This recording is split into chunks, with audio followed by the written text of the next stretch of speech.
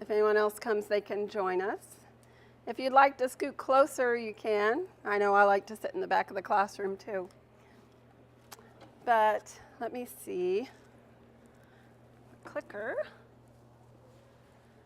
The Lost Tools of Literacy. I know I named this the Great Handwriting in the Poly and Pre-Poly stages. It's the same thing. I actually gave this talk 3 years ago here. So if you've seen it, this will be a refresher for you. So take a few minutes and ask among yourselves, should handwriting be taught in a classical school? If so, when and why should it be taught? Does handwriting reflect truth? How does it reflect truth, beauty, and goodness? And does handwriting impact other areas of learning? Should all students be required to write in cursive? Take a minute among yourselves and just think about those questions.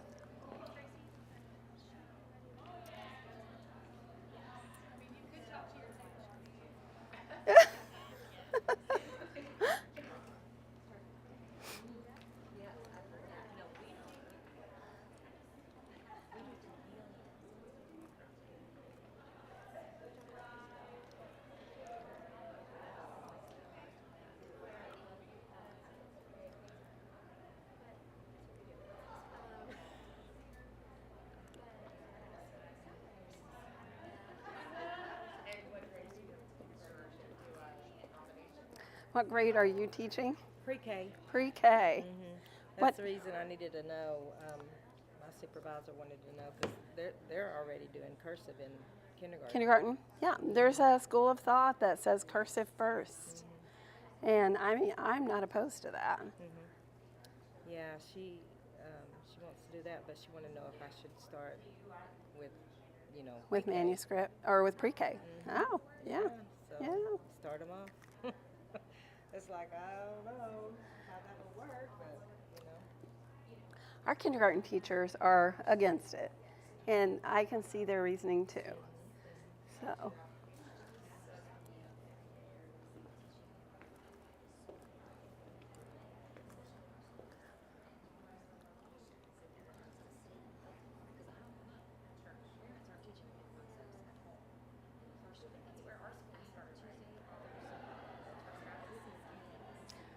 So what are your thoughts?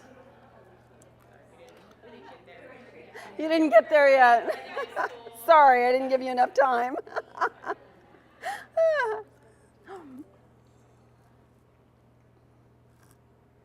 What do you guys think? Should handwriting be taught? Yes. Yes. If so, when?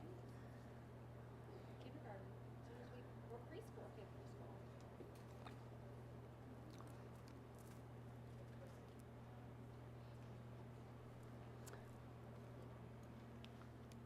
So these, just a few little comics here at the beginning. My mom left me with this random piece of paper with random scribbles on it. It's the stupidest thing I've ever seen. What would you call it? Cursive. And my teacher doesn't want you guys to give her any more, to write her any more notes. What? She only wants electronic communication because it saves time, it's faster, saves paper. Oh, well, I guess that makes sense. Plus, people her age can't read cursive. Well, at least we're growing obsolete together. So, first I'm going to talk about a little of the background of American cursive.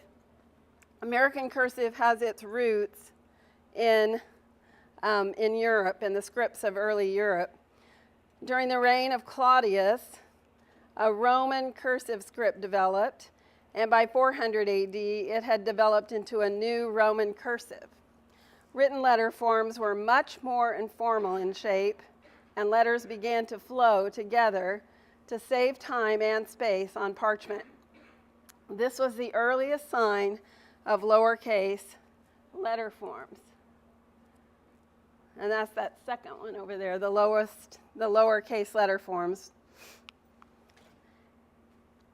Christianity was the official religion throughout the empire, and Bibles were copied by hand.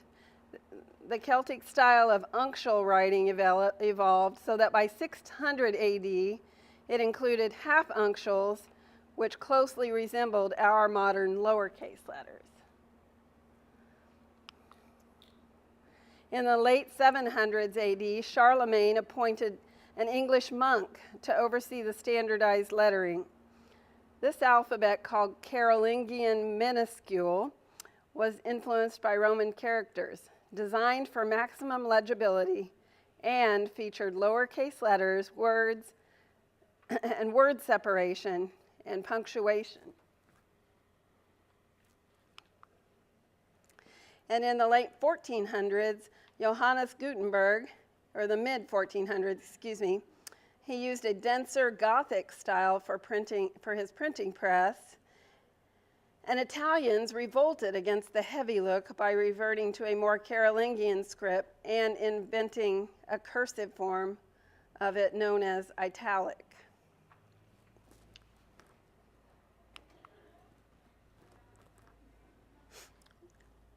By the mid-1700s, there were special schools established to teach handwriting techniques or penmanship. Master penmen were employed to copy official documents such as land deeds, birth and marriage certificates, military commissions, and other legal documents. Timothy Matlack was commissioned to write the final copy of the Declaration of Independence.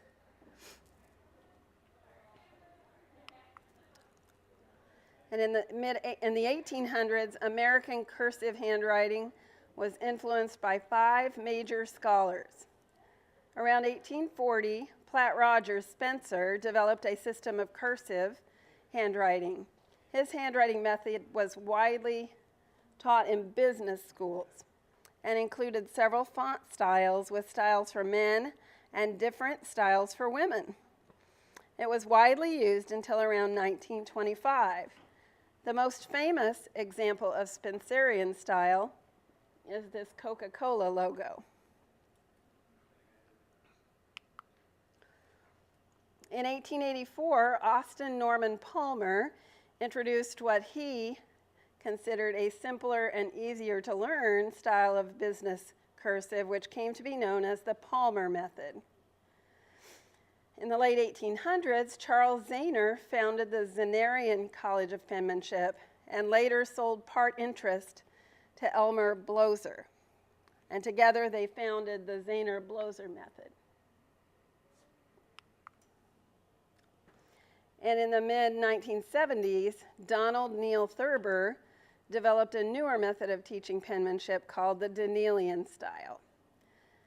It uses slanted letters to teach manuscript printing in order for children to transition more easily to cursive writing. The method has also become a popular method taught in U.S. schools, also known as the modern American cursive.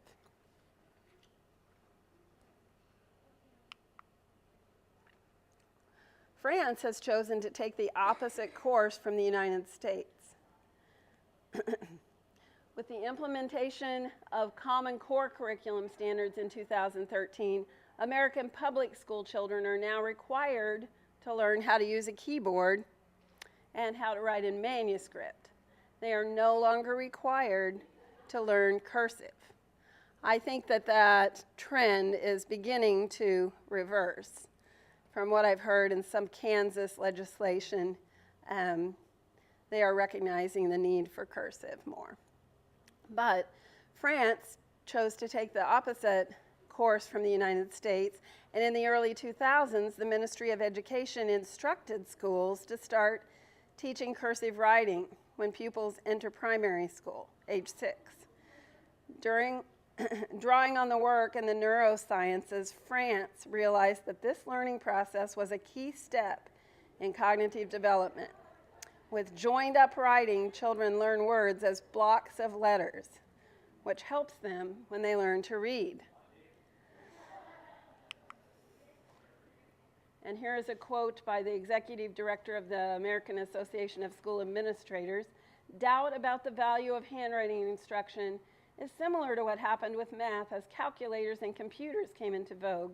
People wondered whether students needed to learn how to do math. The answer in both cases is absolutely yes. Writing is not obsolete. Handwriting appears to contribute to reading fluency by activating visual perception of letters and improving children's accuracy and speed for recognizing letters. And this is a quote by Dr. Karen Harmon James, Indiana University. She has done a lot of, and is published as having done a lot of research in the area of handwriting. Why should handwriting be taught? It increases brain activation. It impacts performance across all academic subjects. It influences reading, writing, oral language, and critical thinking. And it provides a foundation for higher order skills. When it comes to learning and remembering course material, the pen is mightier than the keyboard. Writing entails using the hand and fingers to form letters. It requires more mental energy and uses more area of the brain than pressing keys on a computer keyboard. The sequential finger movements activate multiple regions of the brain associated with processing and remembering.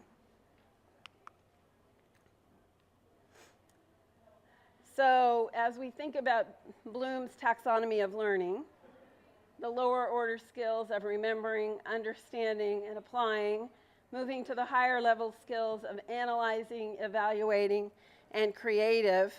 The research suggests that even when laptops are used solely to take notes, they may still be impairing learning because their use results with shallower processing. In 3 studies, researchers found that students who took notes on laptops performed worse on conceptual questions than students who took notes longhand. They found that whereas taking notes can be beneficial, the laptop stunted their ability to process more deeply. So cursive writing improves visual motor memory. I'll see if I can compete with them next door. Visual and auditory memory, working memory, gross and fine motor coordination, sequencing ability, copy skills, tracking, flexibility, attention, and directionality. Visual motor control is the ability to coordinate visual information with motor output. And visual perception is the ability to recognize, recall, discriminate, and make sense of what we see. Both are underlining components of catching a ball, forming letters properly between lines, reading, and cutting on lines. There's been some research, some neuroimaging of the brain as handwriting has taken place. And we know that neuroimaging is a sensitive marker of learning changes. And the act of writing by hand makes a significant difference to brain activation patterns. And knowing how a child's brain works should inform our educational practices.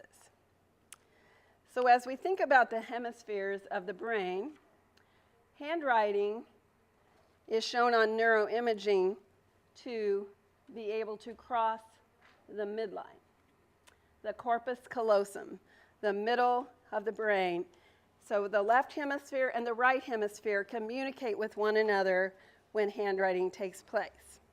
The corpus callosum is a thick band of nerve fibers that divides the cerebral cortex lobes into left and right hemispheres. It connects the left and right sides of the brain, allowing for communication between both hemispheres. It is responsible for transmitting neural messages between both the right and the left hemispheres. Movements across the midline enhance the ability to coordinate one cerebral hemisphere with another. Comparison of pre-experimental left side picture here, and post-experimental, which is the right side picture, brain scans of children. The red indicates that there is a significant difference in conditions. The blue indicates that there is no change in condition. So you can see quite a bit of red, and that was after the child was doing some handwriting exercises. After writing letters, interacting with the letters to create context rather than simply observing the letters as objects, brain activation in children was significantly increased and showed similarity to that of adults. In the brain's visual regions, when comparing writing, typing, and tracing and visual control, much more activation was exhibited after the writing experience than any other experiences. Brain imaging studies demonstrate that relative to typing, handwriting produces increased activity in the areas of the brain involved in execution, imagery, and observation of actions. Also, writing stimulates cells at the base of the brain and attaches more importance to some information than to other information. Handwriting development begins as early as infancy, when children are first able to grasp a writing object and leave a mark on paper. A child's corticospinal tract, which reaches the fingertips and impacts fine motor skills, is not fully developed until age 10. Handwriting should continue to be taught throughout the early years of a child's life. How shall handwriting be taught? Manuscript or cursive? Raise your hand if you think it should be taught starting with manuscript.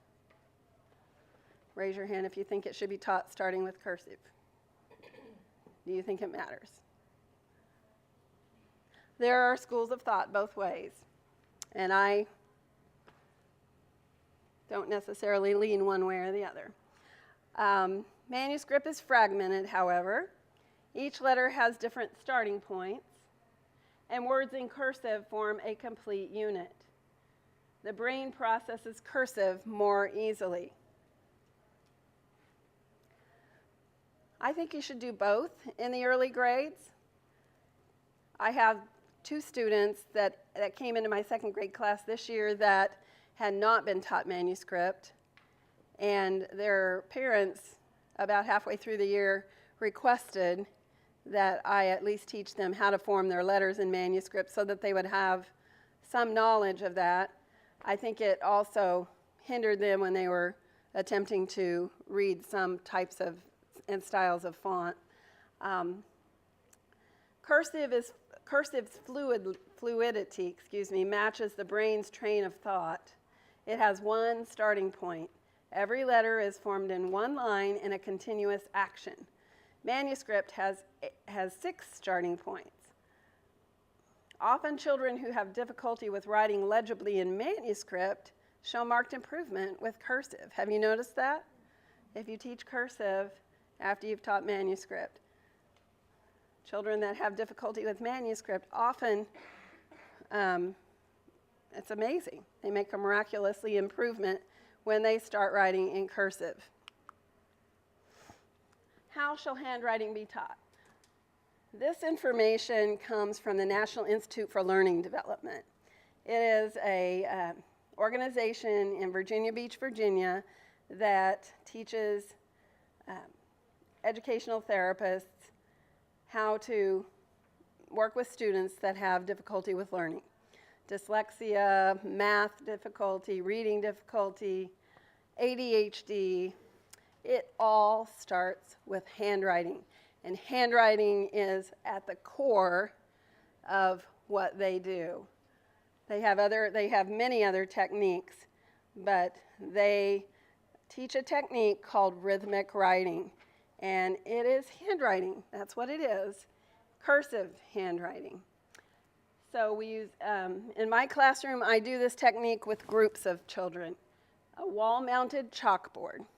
Now, if you don't have a chalkboard, you can use something like newsprint. It needs to be a surface that has friction when they write on it. A whiteboard will not achieve the same thing.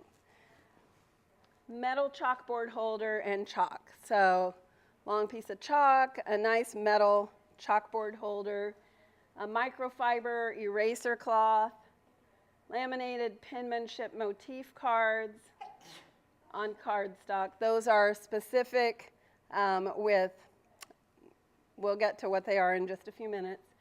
A wire handwriting frame and a wet erase, a vis-a-vis type marker. A wire handwriting frame, if you want to take a note, I forgot my show and tell, is available from Zahner Blosser store at zahnerblosser.com. It is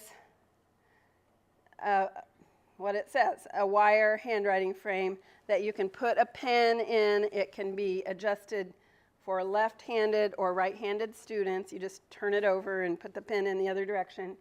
I use it to help me with a laminated poster mat. I take a piece of poster board and cut it in half horizontally, draw 2-inch lines with a Sharpie, and I use that wire handwriting frame.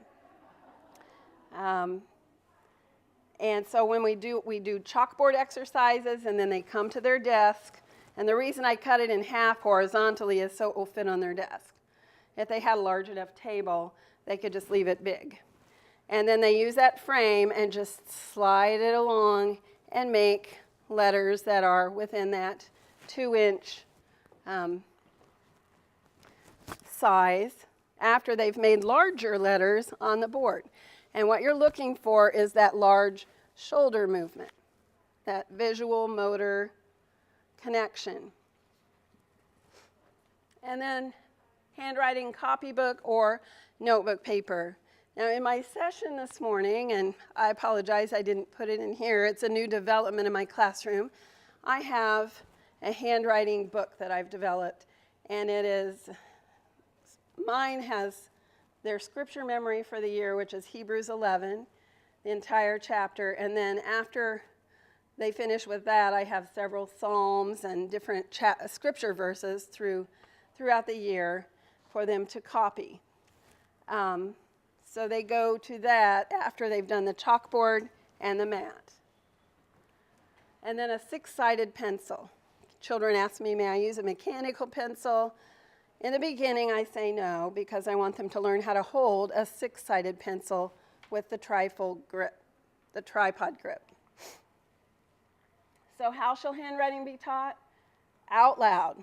Have the children do verbal counts as they're making their motifs. Gross motor, large arm and shoulder movement at the chalkboard, and then internalized to take it down to the fine motor as they're doing the mat. They don't have to count out loud when they're doing their mat or their handwriting book. So it's done on a mounted chalkboard. It consists of penmanship exercises and motifs and oral rhythmic counts. So it's intermodal. It uses visual, auditory, and kinesthetic to teach and ingrain this into their minds. Oh, and going back to this, I actually do not put up a strip across the top of my chalkboard that shows them how to make the letters. They have a card, and you'll see it right here, that has the motif that they're going to be working on, and they do that at the chalkboard. But my goal is to get that in their mind so that it is visual memory, so that they don't have to rely on the crutch of having to look up and say, how do I make a cursive H? So we do enough practice that it just becomes automatic for them. This child is now in high school. It's fun for me to see that picture. So the stance at the chalkboard, their body should be centered. Their arm needs to reach across the midline. Their shoulder should be relaxed and parallel to the chalkboard. And their feet planted slightly apart, not too far from the chalkboard, with their weight evenly balanced. correct pencil grip, the tripod grip on the chalk. Their elbow should be lowered in a straight line, not out like this, and relaxed. Their alternate hand should be down at their side, not gripping the chalkboard. And their head should turn from left to right, but not be tilted. And when they count, they should use a strong voice. So going back now to the way handwriting used to be taught, when I was in 4th grade, my father showed me some of the ancient ways that he learned handwriting. They counted. And oftentimes they used a metronome. The student, and this is part of what I use too, the student maintains a rhythmic count at the board while they're drawing their handwriting motifs. For example, up-down strokes would be 1, 2, 1, 2. So that would be like the I, the L, and the T. The M and the N, 1, 2, 3, curve. I should do it backwards for you. 1, 2, curve. And the C, over, back, around. And then figure eights is what we start with. So for figure eights, they say left, right, left, right. And I'm doing it backwards, but. So I can't even say that word. Chirhythmography. It was a term coined and first used successfully by Mr. E.G. Folsom of the Albany Commercial College. It was also taught as a component of the Spencerian style of penmanship back in the 1800s. Folsom used a metronome to regulate and control the development of movements in writing. These are some of the penmanship motifs my father back in the 1930s used. So at their desk, they had a slate and a slate pencil, and they would make their circles. And he told me this in 4th grade. He said, if you will do this, your handwriting will be beautiful. And his handwriting was beautiful. And of course, you know, being a 4th grader, I was like, okay, sure, Dad. But later, when I learned about the NILD and about how they taught handwriting on the chalkboard, it came back to me, and this all made sense. Here's some more examples of that early style of penmanship exercises. And here is the tripod pencil grip that I've been talking about. I gave you a piece of paper, too, that shows you what the normal pencil grip is, and some variations that you will see in your classroom if the child is not holding their pencil correctly. This information also came from the NILD.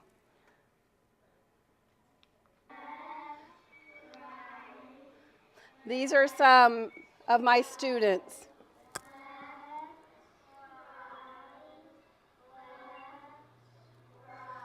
So I have put up to 10 at a time at the chalkboard. I have one long block of chalkboards and another one in the front.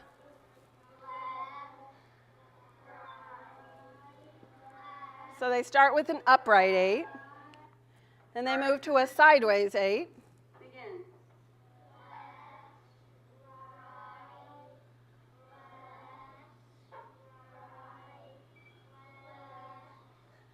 And then I give them a switch, and they have to switch directions. So they're being flexible as to which direction they go. And then this is the motifs with the letters.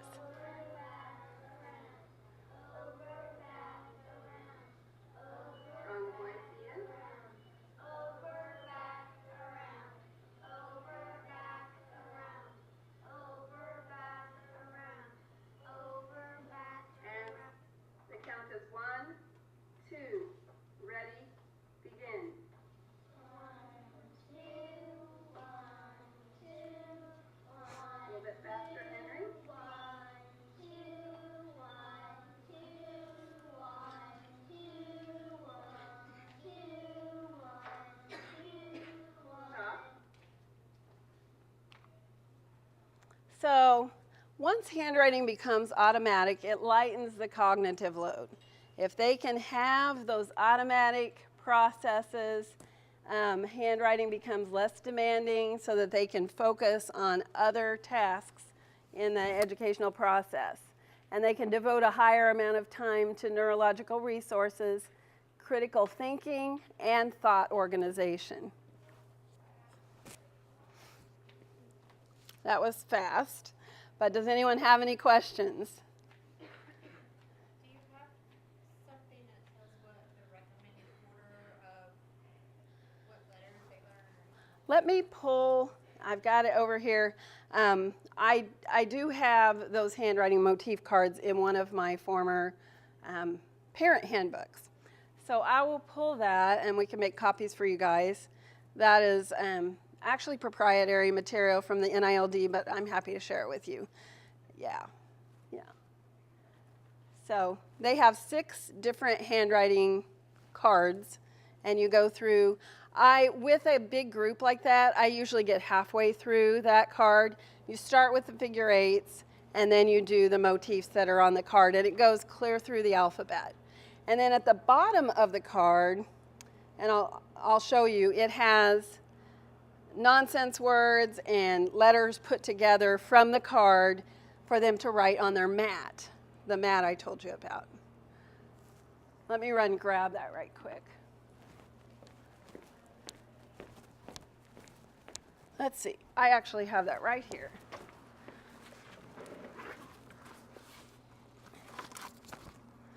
So I'll pass this around and we can let somebody from here make copies of it. Is this the right one? I know I had one.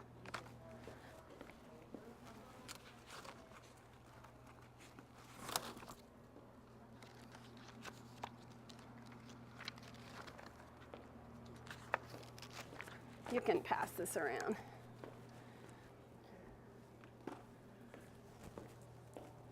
Does anyone else have any questions? So do you do a workbook of single letter practice or just a copy work? We're kind of in transition. We have been using classically cursive from Veritas, and that usually takes us through the first semester. Classically cursive, book 2. And then so second semester I started with the handwriting book that I made. Probably next year we will make our own, but we will start with some pages of single letters. The classically cursive book that we use actually starts with Manuscript A through Z, and then it goes to cursive. So, and gradually works them up to where they're writing.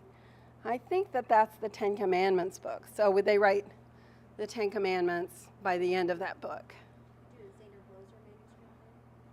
the Xander manuscript? It's Danielian, modern. Yeah. I wanted to show you some other, and this is not a chalkboard, but if you have kindergarten students or first grade students that you want to start with, a very simple and easy way to start with them is to draw 2 dots at their level. Let me go down. So they would start here and they would say 1, 2, 1, 2. Just get them into that. And then you can teach them, because direction is something that they are challenged with.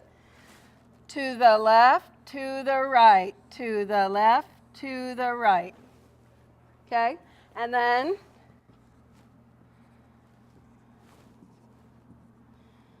one, 2, 1, 2, 1, 2, 1, or actually it would be left, right, I'm sorry. Left, right, left, right. That's a harder one. I can send whoever's interested a set of those way pre-poly kindergarten, first grade motifs. I have those too that I can send somebody. So if you don't have a chalkboard, If you don't have a chalkboard, how about some sidewalk chalk and outside? Butcher paper that we can get out of a Butcher paper and a crayon. okay, crayon. Does it need to be like this, or can it be flat? Ideally, it should be wall mounted, but any way you can get that large shoulder movement going, you know, even a sidewalk if that's all you have with sidewalk chalk. It's just that gross motor movement, moving it on down to the fine motor movement. I'm thinking that would help because the preschool around here all teach Zaner Bloser manuscript, and we teach Danielian. So Okay. I spend most of kindergarten breaking all the habits, but something like that could really help just to. Right. And actually, the script on here is not Zaner Bloser or Danielian. It actually is more close to Palmer. So children are flexible. Their brains are flexible. And the letters are very similar. The difference in the Zaner Bloser and the Danielian is, one of the big differences is the way the P is made, the lowercase p with the big loop. You know, so, but like I said, those motifs that I teach are different, but yet when they go to their handwriting book that we used to use was the classically cursive, they make that switch. They're flexible. Their brains are better able to grasp, I think, cursive than it would be to grasp the difference between a Zaner Bloser manuscript versus a Danielian manuscript. They're totally different. So, you guys have any other questions for me? Any other thoughts? If you want to take more copies, the handouts, they made several, so feel free to take some for your friends.